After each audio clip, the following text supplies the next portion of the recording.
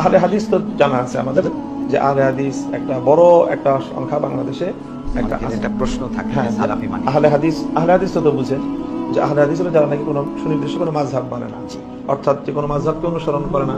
আমাদের ইসলাম ধর্মের যে চারটা প্রধান মাযহাব রয়েছে হানাফি, মালিকি, শাফি এবং হাম্বলি, এই চার মাযহাবের বাইরে যাদের ওনারা সরাসরি কোরআন হাদিস থেকে ওনাদের বক্তব্যগুলোকে ওনারা কালেক্ট করে তারপর ওনারা সেইভাবে আমল করেন, এটা হলো আহলে হাদিসেরই কাছাকাছি একটা হলো তারা সালাফি। তারা বলেন যে আমরা কোনো একজন বিশেষ ইমামকে মানি না, কোনো একটা মাযহাবকে মানি না, তো সবগুলো মাযহাবের যে বিষয়গুলো আমাদের কাছে যুক্তিসম্মত মনে হয়, দলিল প্রমাণাদি দ্বারা সাব্যস্ত হয়, সম্মিলিত হয় মানে।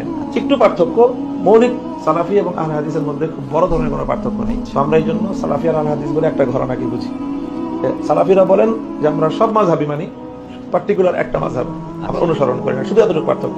আমরা বলি যে পার্টিকুলার একটা মাযহাব মানাটা ভালো, আর তারা বলে যে না, পার্টিকুলার একটা মাযহাব না, চার মাযহাবের যেই মাসালাটাকে অধিক শক্তিশালী মনে হবে দলিল প্রমাণের ভিত্তিতে সেটাকে তারা অনুসরণ করবে। তো সেই জায়গাটা থেকে আমি বললাম যে আহলে হাদিস সালাফি সহ, সালাফি বলতে এখন মদিনা ইউনিভার্সিটির যে মূল চিন্তা দর্শনটা, যেটাকে মদিনা ইউনিভার্সিটি থেকে সারা পৃথিবীতে এটা দাওয়াত চলতেছে, এটার একটা প্রচার চলে, সেই চিন্তা এবং দর্শনটাকে আমরা সালাফি বলি। তো সালাফি আহলে হাদিস ঘরানার প্রায় মনে করেন 1.5-2 কোটি বা আরো বেশি মানুষ আছে বাংলাদেশে।